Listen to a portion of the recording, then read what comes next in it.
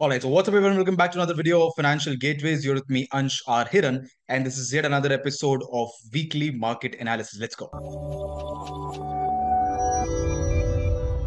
Alright so weekly market analysis everyone, ऐसी series जहां पर हम हर हफ्ते आकर मार्केट का एनालिसिस करते हैं, देखते हैं निफ्टी बैंक निफ्टी की क्या लेवल्स हैं, कौन से ऐसे स्टॉक्स हैं, कौन से ऐसे सेक्टर्स हैं जिनके अंदर चलने का पोटेंशियल है। एंड आज का एपिसोड थोड़ा स्पेशल होने वाला है। मुझे आपसे मार्केट के बारे में और इतनी सारी जो न्यूज और इतने सारे अपडेट्स जो मार्केट के अंदर चल रहे हैं उसके बारे में आपसे बात करनी है। So stay tune till the end and will discuss everything. But उससे पहले let's do the usual market analysis. Alright, so weekly market analysis देखते हैं पिछले हफ्ते मार्केट ने किस तरह परफॉर्म किया। अब अगर देखिए Nifty bank Nifty mid cap दो तीनों में ही एक एवरेज सा मूव रहा है, थोड़ा सा साइडवेज मार्केट रहा है।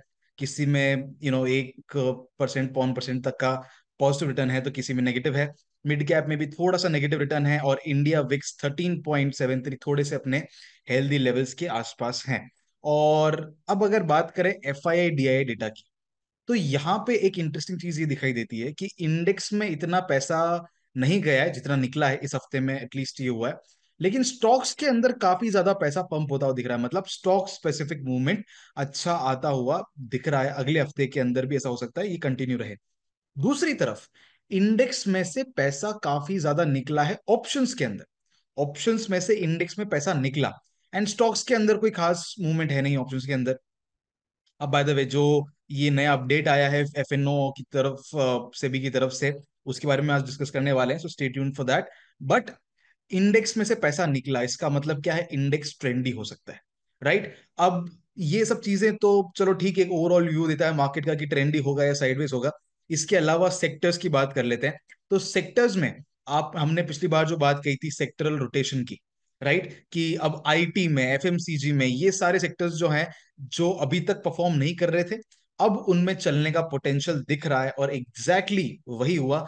आईटी, एफएमसीजी, फार्मा, जिसके ऊपर हम बोल रहे थे कि ये स्ट्रॉन्ग सेक्टर्स अब लग रहे हैं आने वाले कुछ हफ्तों के लिए, वहां पर ही पॉजिटिव मूवमेंट आया। बाकी लगभग लगभग सारे सेक्टर्स इंफ्रा को छोड़कर नेगेटिव रहे। Right, so this is the power of understanding the market psychology, understanding the sectoral rotations, और this is the power of weekly market analysis. Okay, by the way अगर पिछले हफ्ते के स्टॉक्स को देखें तो जितने भी स्टॉक हमारे एक्टिवेट हुए उसमें से एक में भी स्टॉप लॉस नहीं हुआ, अच्छा डिसेंट प्रॉफिट सबके अंदर मिला है। और बाकी के जो है जो एक्टिविटी नहीं हुए वो ठीक है। और उससे पहले जो हमारे स्टॉक एक्टिवेटेड थे वो थे एल आई सी, डाबर, इनके अंदर प्रॉफिट हमने बुक किया। एनएमडीसी और जेएसडब्ल्यू के अंदर हमें स्टॉप लॉस मिला है, अच्छा 1-2% का मूव देके फिर नीचे आए हैं। So that's okay, right, overall a profitable week. अब ये तो था पिछले हफ्ते के मार्केट का हाल। देखते हैं अगले हफ्ते मार्केट में क्या हो सकता है। सबसे पहले अगर बात करें निफ्टी की, तो हमारे जो दोनों लेवल्स थे बहुत ही अच्छे से रिस्पेक्ट हुए हैं, चाहे नीचे के लोअर सपोर्ट लेवल्स हो या ऊपर के रेजिस्टेंस लेवल्स हो। इन्हीं के ऊपर मार्केट आके रुका है, इन्हीं के ऊपर मार्केट आके पॉज लेता है, राइट। एंड इस चीज को आप लोग काफी टाइम से जानते भी हैं। उसके ऊपर की तरफ जो रेजिस्टेंस है वो 25,000 का है, उससे पहले कोई इतना स्ट्रॉन्ग रेजिस्टेंस नहीं है। सो हो सकता है कि कुछ वक्त में आपको 25,000 का लेवल भी देखने मार्केट में मिल जाए। बट अभी तक मार्केट थोड़ा साइडवेज ही लग रहा है मुझे, कोई ज्यादा इसमें ट्रेंड आता हुआ अभी तक नहीं दिख रहा है, एटलीस्ट जो ये मेरा व्यू है। अगर बैंक निफ्टी की बात करें तो बैंक निफ्टी के अंदर भी 53,000 का जो लेवल हमने दिया था वहां से वापस एक फेक आउट देकर मार्केट नीचे की तरफ हमारे सपोर्ट लेवल 52,000 के पास आया है। अभी भी सारे लेवल इंटैक्ट है। 54,000 का ऊपर रेजिस्टेंस है, 54,800 का रेजिस्टेंस है नीचे की तरफ, 52,000 का, 51,470 का, ये सारे सपोर्ट लेवल्स हैं जिनको मार्केट रिस्पेक्ट करना चाहिए। 150 के आसपास का भी एक स्ट्रॉन्ग सपोर्ट लेवल है। अब अगर बात करें कुछ स्टॉक्स की, तो पहला स्टॉक जो हमारे डार में है that is Bajaj finance limited. आप यहां ध्यान से देखेंगे तो आपको ये नजर आएगा कि this is 20 moving average, right, ये हमारी ब्लैक कलर की 20 मूविंग एवरेज है। 2024 के अंदर पहली बार ऐसा हुआ है जब 20 मूविंग एवरेज ऊपर ऊपर की तरफ इंक्लाइन हुई, राइट। और अब जाकर मार्केट वापस यहां पर सपोर्ट लेने की कोशिश कर रहा है 20 मूविंग एवरेज पे। यहां पर ये जो डबल बॉटम बना था उसका जो नेकलाइन है, इसी के ऊपर सपोर्ट लेने की कोशिश कर रहा है। आरएसआई का 40 के ऊपर सपोर्ट लेने की कोशिश कर रहा है। ग्रीन की वॉल्यूम ओवरऑल ज्यादा है, रेड की थोड़ी कम है।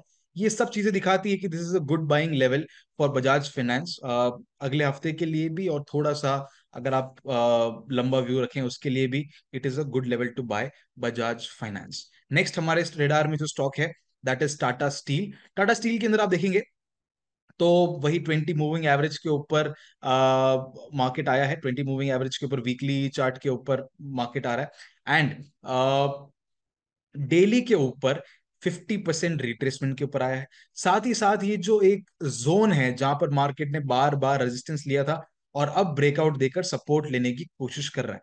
साथ ही साथ आरएसआई का भी 40 सपोर्ट है, ग्रीन की वॉल्यूम स्ट्रांग है, रेड की वॉल्यूम कम है। All these things indicate Tata steel can be the pick for next week. अब मेटल सेक्टर में इतनी स्ट्रेंथ नहीं दिख रही है अभी के लिए, सो क्वांटिटी थोड़ी छोटी रखनी पड़ेगी। अगर मैं इसको ट्रेड करूंगा तो I trade with small quantity, but again stock specific potential काफी ज्यादा है। Next stock in my radar is Indian hotels, the Indian hotel and company. यहाँ पर 20 मूविंग एवरेज का सेम सपोर्ट है। यहाँ पर आरएसआई ऑलमोस्ट 40 के ऊपर सपोर्ट लेने की कोशिश कर रहा है। ग्रीन की वॉल्यूम जब ये ऊपर जाता है बहुत स्ट्रांग है, कंसोलिडेशन और ये जो करेक्शन आता है इसकी वॉल्यूम काफी कम है। साथ ही साथ फिबोनाची के 23% रिट्रेसमेंट के आसपास यहाँ पर सपोर्ट ले सकता है। अगर ये सपोर्ट कंफर्म होता है तो एक अच्छे रिस्क रिवॉर्ड के साथ एक अच्छा ट्रेड अगले हफ्ते के लिए, कुछ हफ्तों के लिए बन सकता है। Next stock in my radar is बंधन बैंक। बंधन बैंक के अंदर अगर आप देखेंगे तो काफी टाइम से ये जो कंसोलिडेशन चल रहा था, राइट, काफी टाइम से जो ये कंसोलिडेशन चल रहा था, इसका अब ब्रेकआउट होके वापस एक चेंज इन पोलैरिटी बना रहा है। साथ ही साथ आप देखेंगे तो बहुत टाइम बाद ये अपने 20 मूविंग एवरेज के ऊपर आकर सपोर्ट लेने की कोशिश कर रहा है। तो जिस तरह से पिछली बार हमने कैंपस एक स्टॉक है और साथ में एक स्टॉक और था, अगर आपको जानना है तो आप पिछला एक बार वापस ध्यान से देख सकते हैं, जिसको मैं बोल रहा था कि एक तरह से ये बॉटम फॉर्मेशन कर रहा है, राइट। और बॉटम फॉर्मेशन के बाद अब एक बहुत ही अंडर वैल्यूड लेवल इसको बाय करने का आप यहां देखेंगे तो 150 160 के आसपास तो ऑलरेडी इसका एक प्रीवियस लो बना हुआ है। वीकली चार्ट के ऊपर आप देखेंगे 2020 के अंदर क्रैश के वक्त इतना लो बना था, उसके बाद कभी इतना रिकवर नहीं हो पाया। Again it's at a good buying level. मतलब अभी अगर आप ग्रोथ इन्वेस्टिंग की बात तो मैं नहीं कर रहा, लेकिन अगर वैल्यू इन्वेस्टिंग अगर आप करना पसंद करते हैं तो डेफिनेटली ये एक अच्छा बॉटम बाय जिसको हम बोलते हैं वो हो सकता है। जस्ट लाइक कैंपस एक और हमने स्टॉक दिया था, एंड ये एक और ऐसा स्टॉक है जो मेरे रडार में आ रहा है अभी, एक लॉन्ग टर्म पर्सपेक्टिव के लिए भी। एंड ग्रीन की वॉल्यूम भी स्ट्रांग है, मतलब बाइंग इमर्ज हो रही है एक्चुअली। एंड आरएसआई का 40 सपोर्ट लेने की कोशिश है, मल्टीपल पैटर्न्स वगैरह भी बन रहे हैं। So all these things indicate कि Bandhan bank can be a pick for next week as well as for a long term pick. Next stock in my radar is NMDC. NMDC को हमने इन levels पे पहले भी सिलेक्ट किया था, but यहां से अच्छा मूव नहीं आ पाया, एक डिसिसिव मूव नहीं आ पाया। अब यहीं पे डबल बॉटम बना रहा है 50% रिट्रेसमेंट के आसपास, 20 मूविंग एवरेज के वीकली सपोर्ट के आसपास डबल बॉटम बना रहा है। डबल बॉटम का ब्रेकआउट अगर होता है तो डेफिनेटली एक अच्छा मूव ऊपर की तरफ हमें देखने मिल सकता है एनएमडीसी के अंदर। Next is Maharashtra bank, bank of Maharashtra. इसको भी हमने पिछले हफ्ते अपने रिडार में रखा था लेकिन ट्रेड एक्टिवेट नहीं हुआ। अब वापस एक डबल बॉटम बना है, फर्स्ट बॉटम सेकंड बॉटम, और इसका ब्रेकआउट भी होने की कगार पे है। अगर एक अच्छा, और वॉल्यूम भी आप देखेंगे तो ग्रीन कैंडल्स का बढ़ रहा है धीरे धीरे, तो अगर एक अच्छा ब्रेकआउट होता है, स्ट्रॉन्ग ब्रेकआउट होता है, तो डेफिनेटली एक अच्छा upward potential bank of Maharashtra रखता है। Next stock in my radar is home first. Home first के अंदर आप देखेंगे तो एक स्ट्रॉन्ग ब्रेकआउट आया है प्रीवियस हाई का। ये जो प्रीवियस हाई यहाँ पर था, एक छोटा सा कप पैटर्न था, उसका एक स्ट्रॉन्ग ब्रेकआउट आया, साल भर का कप पैटर्न है। ये जो जोन है इसका ये ब्रेकआउट दे रहा है। साथ ही साथ ऊपर जाने के बाद में वापस जब नीचे आया है तो 38% रिट्रेसमेंट के ऊपर है। 38% रिट्रेसमेंट के साथ साथ ये जो इसका जोन है, ब्रेकआउट जोन है, वहीं पर आकर कंसोलिडेट कर रहा है। ग्रीन की volume, look at this how strong the volume है ग्रीन की, राइट। एंड सेलिंग ना के बराबर हुई है। इसका मतलब है कि अभी भी इसमें ऊपर जाने का भी पोटेंशियल है, इन्वेस्टर्स अभी भी इंटैक्ट हैं, and this can be a good buy. छोटे स्टॉप लॉस के साथ एक अच्छा बाइंग पॉइंट इसके अंदर ये हो सकता है। Next stock in my radar is Escorts. Escorts के अंदर आप देखेंगे तो ये जो ओवरऑल ट्रेंड है उसके 61% रिट्रेसमेंट के आसपास आया है। ये जो प्रीवियस हाई ब्रेक किया था अच्छी वॉल्यूम के साथ, उसी के ऊपर वापस सपोर्ट ले ले सकता है। साथ में आरएसआई का 40 सपोर्ट है, और ओवरऑल जो है इसका स्ट्रक्चर मुझे स्ट्रॉन्ग दिख रहा है। So this can be the pick for next week, quick trade इसके अंदर एक मिल सकता है। Next stock in my radar is Naukri. Naukri या फिर आप इन्फो एज जिसको बोलते हैं, इसमें प्रीवियस हाई का ब्रेकआउट हुआ है, ऊपर जाकर वापस नीचे आया है, और सपोर्ट भी इसने कंफर्म कर दिया है, ऊपर की तरफ जा रहा है। आरएसआई 60 के ऊपर जाने की कोशिश कर रहा है। ग्रीन की वॉल्यूम स्ट्रांग है, रेड की वॉल्यूम कम है, और अभी भी अपने बाइंग लेवल्स के आसपास, मतलब कंफर्म हो गया लेकिन बाइंग लेवल्स के आसपास ही है। सो अगर ये वापस अभी कंफर्म करता है मंडे को, तो एक अच्छा मूव ऊपर की तरफ, क्विक ट्रेड एस्कॉर्ट्स के अंदर आ सकता है। थोड़ा सा इसमें रिस्क रिवॉर्ड थोड़ा, किसी का बैठे किसी का ना बैठे, तो थोड़ा सा संभाल के ट्रेड करना पड़ता है। Next is ultra cement, ultra सेमको। अगर आपने पहले हम इसको फॉलो कर रहे हैं, तो ये वाला ट्रेड हमने लिया था यहाँ पर 1531 के आसपास का जो सपोर्ट था, यहां से एक बहुत ही स्ट्रॉन्ग अपवर्ड मूव आया, राइट। उसके बाद में वापस अब ये कंसोलिडेट कर रहा है। अब ऑफ कोर्स ग्रीन की वॉल्यूम काफी स्ट्रांग है, रेड की कम ही है, और 38% रिट्रेसमेंट के पास आया है। आरएसआई का 60 सपोर्ट है। ये सब चीजें दिखाती है कि एक और अपवर्ड मूव वापस अल्ट्रासेमको के अंदर छोटे स्टॉप लॉस के साथ, छोटे अच्छे रिस्क रिवॉर्ड के साथ हमें देखने मिल सकता है। तो वेल, ये था अगले हफ्ते के मार्केट का हाल और कुछ स्टॉक्स जिसके ऊपर मैं नजर रखने वाला हूं। अब कुछ इंपॉर्टेंट बात मुझे आपसे करनी है, वो ये है, सबसे पहले तो अब 2 हफ्ते, 2-3 हफ्ते जो भी चलेंगे, उसमें हमें हमारी ट्रेड साइज छोटी करनी पड़ेगी। क्यों? क्योंकि अब जो है नई गवर्नमेंट जो आपस चुनकर आई है, उनका आने वाला है बजट, राइट। और अब इस बजट को एस्टिमेट या एक तरह से पहले से प्रिडिक्ट कर पाना थोड़ा मुश्किल हो सकता है। कैसे?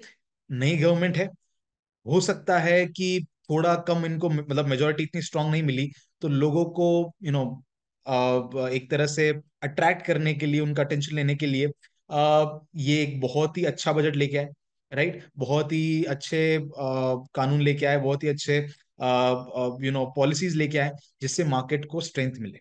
लेकिन दूसरी तरफ ये भी हो सकता है, क्योंकि अभी 5 साल बाकी है इनके टेन्योर के,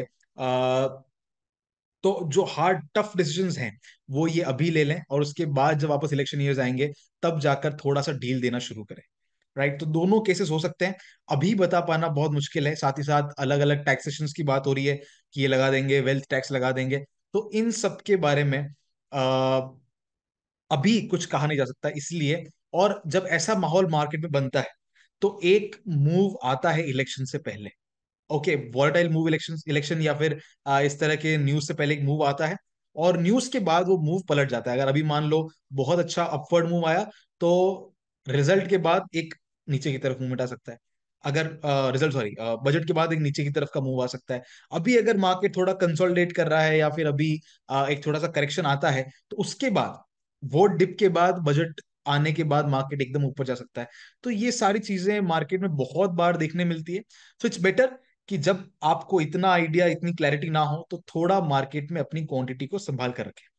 सेकंड थिंग, ये जो अभी इतना सब माहौल चल रहा है, एफएनओ के बारे में जो बात कर रहे हैं कि इतना लॉट साइज बढ़ा देंगे, टैक्स बढ़ा देंगे, टैक्स, देखिए, ये सब चीजें सुनने में, डिस्कस करने में बहुत अच्छी है, लेकिन ऑनेस्टली आज तक जितने भी चीजें मैंने देखी है, जितने भी चेंजेस होते हुए देखे हैं, जितने भी एस्टिमेट लोगों ने लगाए हैं ना, उनका कोई फायदा नहीं हुआ है।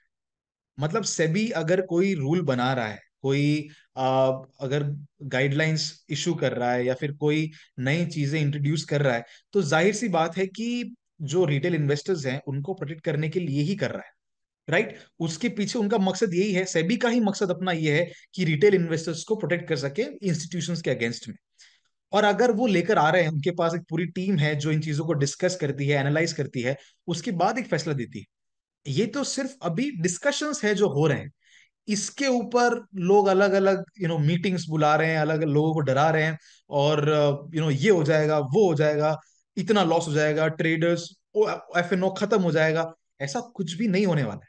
हर तरह के रिस्ट्रिक्शंस के बाद भी बिजनेस हमेशा चलता रहता है, राइट। ये नहीं रुकने वाला है। और इतने सारे लोग जब इसमें इन्वॉल्व हैं, कैसे कोई इस चीज को रोक सकता है? तो ऑल दीज आर डिस्कशंस, लेकिन अभी तक कोई लॉ आया नहीं है, रूल आया नहीं है। और अगर रूल आ भी गया, तो उसका इम्पैक्ट क्या होगा, वो हमें उसके आने के कुछ महीनों बाद ही पता चलेगा, राइट। तो फालतू में अपनी एनर्जी इन चीजों में लगाने से बेहतर है कि आप लर्निंग के ऊपर फोकस करें, मार्केट को समझने में, मार्केट के मूवमेंट्स को, प्राइस को समझने में अपनी एनर्जी लगाएं। तो जिस भी तरह का मार्केट होगा, जिस भी तरह के रिस्ट्रिक्शन, जिस भी तरह के रूल्स होंगे, उसमें आप इफेक्टिवली ट्रेड कर पाएंगे। Alright, so this is my one message कि इन सब चीजों को थोड़ा अवॉइड, क्योंकि बहुत सारे वीडियोस बन रहे हैं, बहुत सारे पॉडकास्ट चल रहे हैं इन चीजों के ऊपर, और हमसे भी कहा था कि इनके ऊपर डिस्कस करें, बट मैं नहीं समझता कि इससे रिटेलर्स की किसी तरह से हेल्प होने वाली। बट जिससे हेल्प होती है हम ये चीज करते रहते हैं, जो भी चीज आपके काम की होती है डेफिनेटली हम लाने की कोशिश करते हैं। एंड आई होप आपको ये सीरीज और ये जेन्युइन कंटेंट पसंद आ रहा होगा। हम वो बड़े बड़े प्रॉफिट्स दिखाने में, बड़ी बड़ी लग्जूरियस लाइफ दिखाने में, इन सब में बिलीव नहीं करते। जो प्रॉफिट हो रहा है तो आपके सामने है, लॉस हो रहा है तो भी आपके सामने है, एंड उसको आप क्रॉस चेक भी कर सकते हैं। Right? So if you're liking this content, please hit the like button, share this video with your friends, share this channel with your friends, and subscribe कर दो सारे चैनल को। मैं आपसे ऐसे ही अगले इन्फॉर्मेटिव वीडियो में मिलता हूँ। Till then, keep learning and keep trading.